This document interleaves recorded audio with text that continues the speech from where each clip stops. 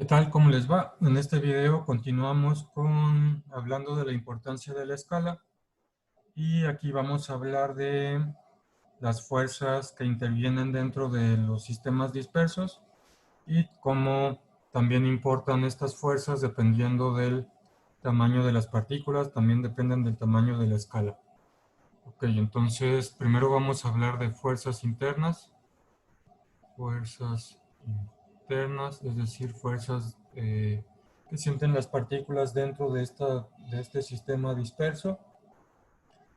Eh, bueno, primeramente, una de estas fuerzas que vamos a ver es que una partícula de fluido exhibe una presión interna debido a las fuerzas superficiales. Esta presión interna de la partícula se llama presión de Laplace. Presión de Laplace. Y esta presión de Laplace es inversamente proporcional al diámetro. Inversamente proporcional al diámetro.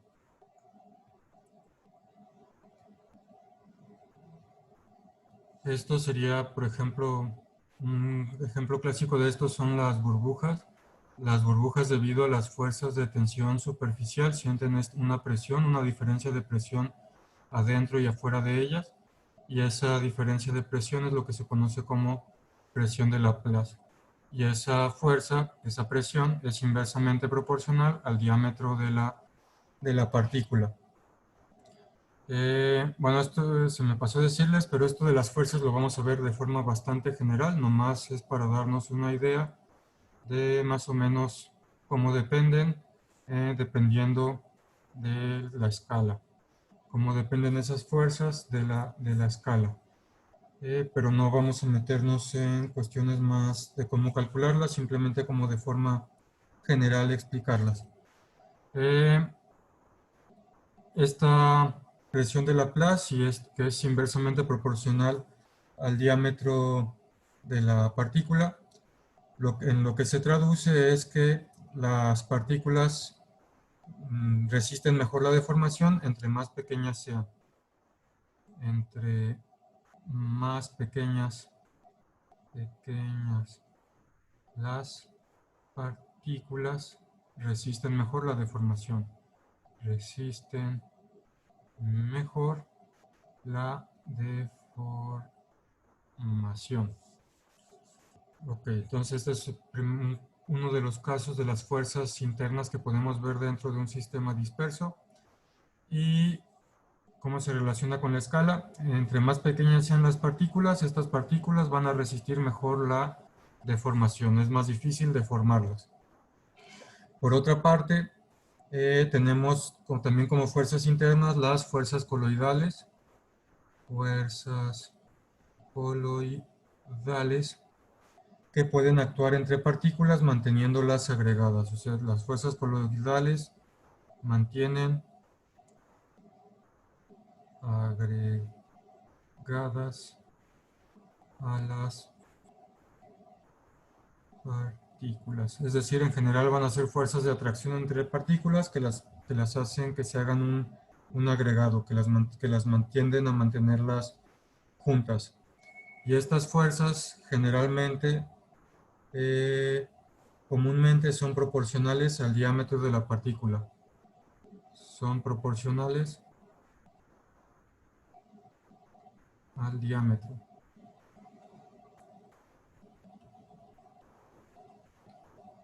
Quiere decir que si son proporcionales, si incrementa el diámetro, incrementa la fuerza. En el caso de la presión de Laplace, que es inversamente proporcional, sucede lo contrario. Si el diámetro disminuye, incrementa la fuerza. Son inversamente proporcional. Las fuerzas coloidales son proporcionales al diámetro de la partícula. Si aumentamos el diámetro, se incrementa la fuerza.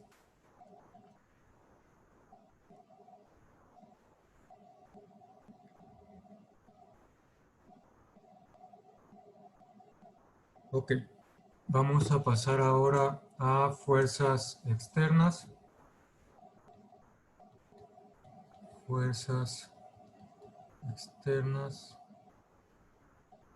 Me faltó. Con respecto a las fuerzas coloidales, otra cosa que se desprende es el estrés. El estrés es una fuerza por unidad de área. Fuerza sobre área. El estrés es cuando tenemos, por ejemplo, una superficie, un estrés que se le aplica a la superficie sería, por ejemplo, una fuerza en esa dirección que tiende a deformar la superficie, a estirarla, por ejemplo. Y bueno, este estrés se definen como fuerzas sobre unidad de área.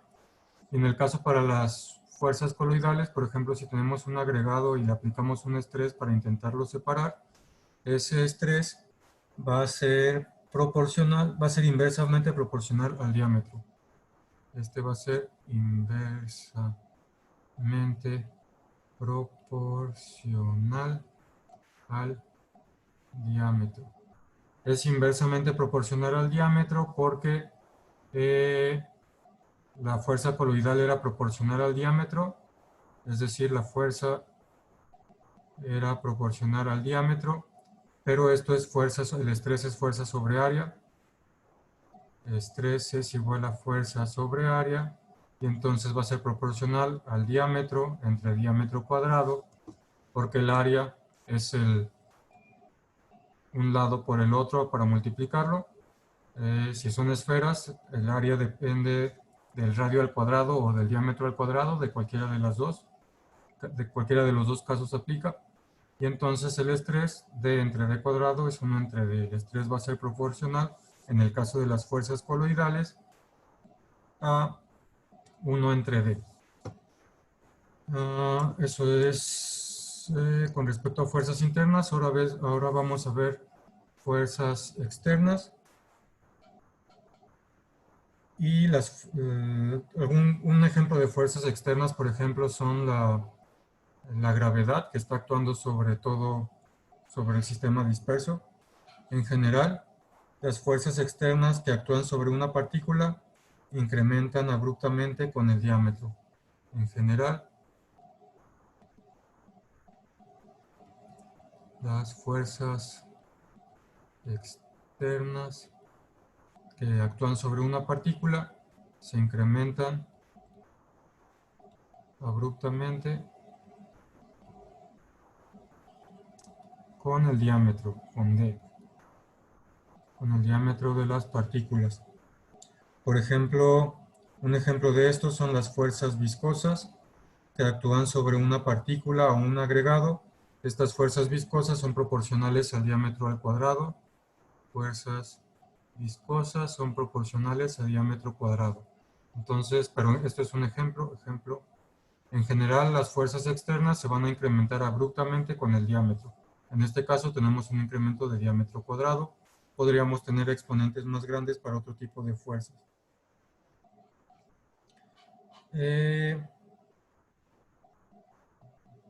Comparando esto con las fuerzas internas, llegamos a la conclusión que para partículas pequeñas es poco probable que las tensiones o estreses externos superen a las fuerzas internas, mientras que para las partículas grandes lo contrario sucede. Entonces, en general, para partículas pequeñas dominan las fuerzas internas,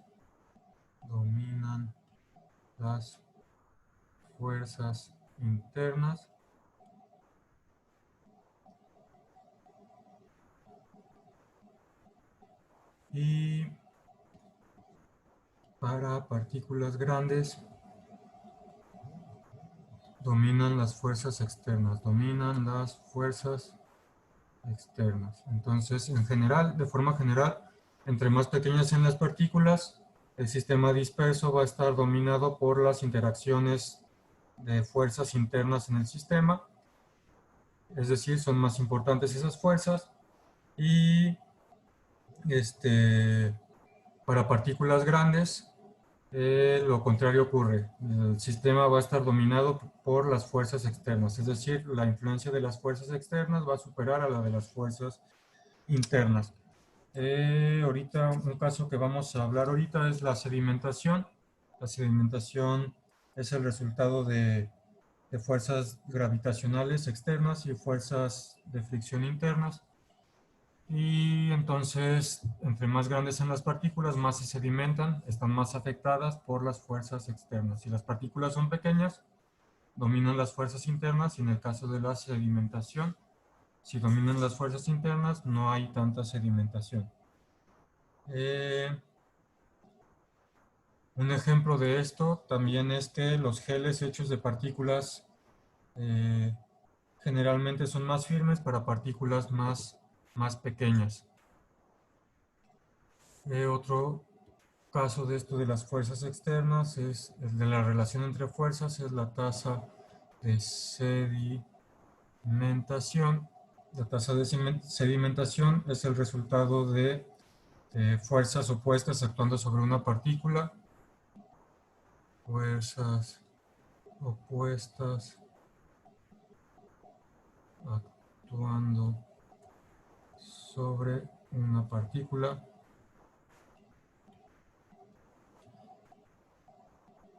En este caso, estas fuerzas son fuerzas gravitacionales,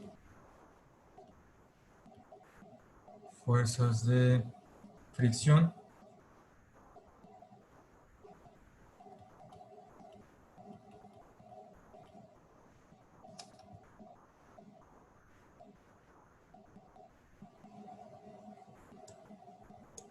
y esta tasa de sedimentación va a tener una proporcionalidad con el diámetro del diámetro al cuadrado. Tasa de sedimentación es proporcional al diámetro al cuadrado. Es decir, entre más grandes, más rápido, entre más grandes las partículas, más rápido se sedimentan. Es más difícil separar partículas pequeñas de la fase continua que partículas grandes, es lo que quiere decir esto de aquí. Las partículas pequeñas se sedimentan lentamente, las partículas grandes se sedimentan rápidamente. Partículas grandes se sedimentan rápido. Es decir, si tenemos nuestro sistema disperso con partículas aquí en la fase continua, estas, entre más grandes sean, tienden a sedimentarse más rápido, es decir, tienden a irse al fondo y acomodarse en el fondo. Entre más pequeñas sean, la sedimentación va a ser más lenta. Para las partículas pequeñas, el movimiento browniano tiende a ser más rápido que la sedimentación, mientras que lo contrario ocurre con las partículas grandes. Es decir, bueno, no sé si hayan escuchado esto del movimiento browniano. Movimiento browniano. El movimiento browniano es el movimiento aleatorio que se observa en las partículas que se hallan en un medio fluido, y que ese movimiento depende de el movimiento aleatorio de las moléculas de fluido.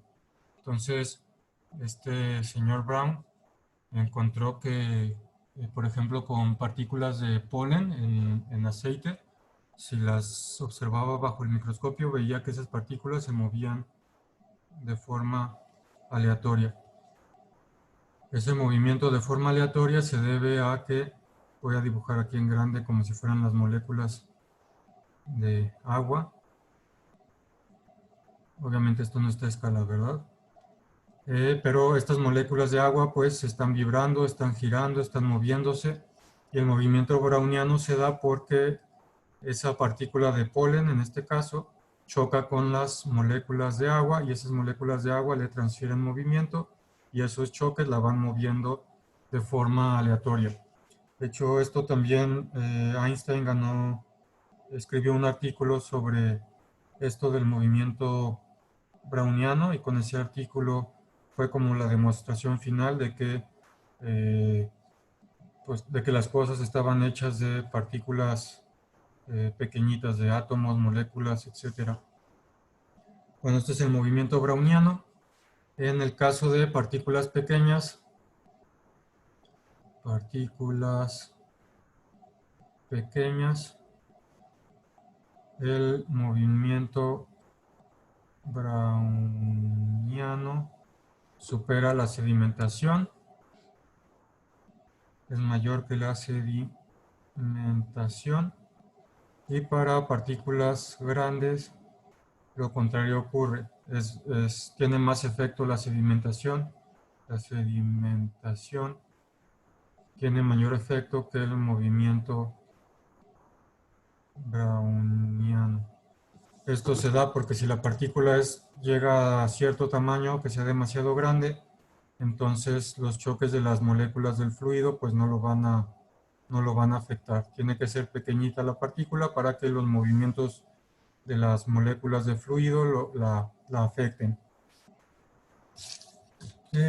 Y bueno, para partículas pequeñas el movimiento browniano tiende a ser más rápido que la sedimentación, mientras que lo contrario ocurre para partículas grandes. Y el otro caso de fuerzas que dependen del tamaño, que dependen de la escala, es el caso de la coalescencia. La coalescencia es la unión de dos cosas.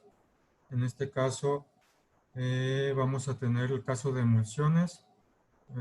Imaginemos que estamos viendo por arriba un contenedor con agua y gotitas de aceite.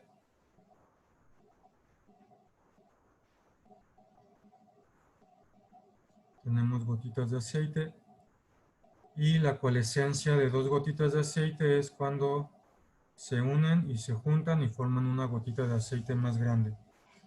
Entonces la coalescencia de gotas de emulsión tiende a ocurrir más fácilmente para gotas grandes.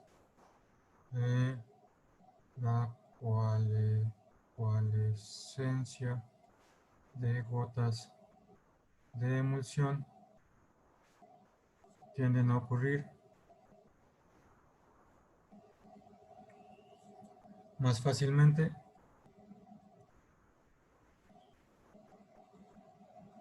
para gotas grandes. También dependen del tamaño de las gotitas de emulsión. Y bueno, esta es la coalescencia. Entre más pequeñas las gotitas, más difícil es de que se unan.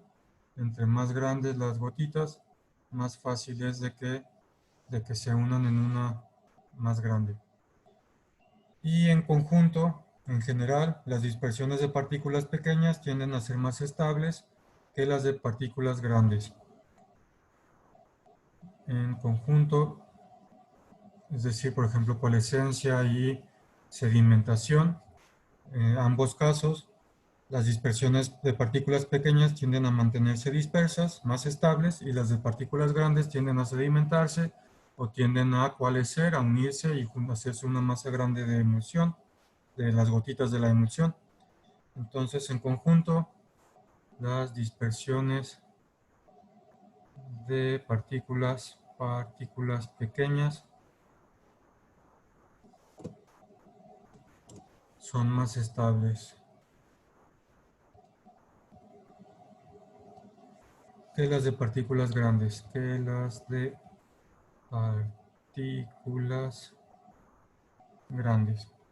Bueno, con respecto a las fuerzas que intervienen en las dispersiones, y esto es todo. Aquí pues vimos cómo estas fuerzas van a depender del tamaño de las partículas.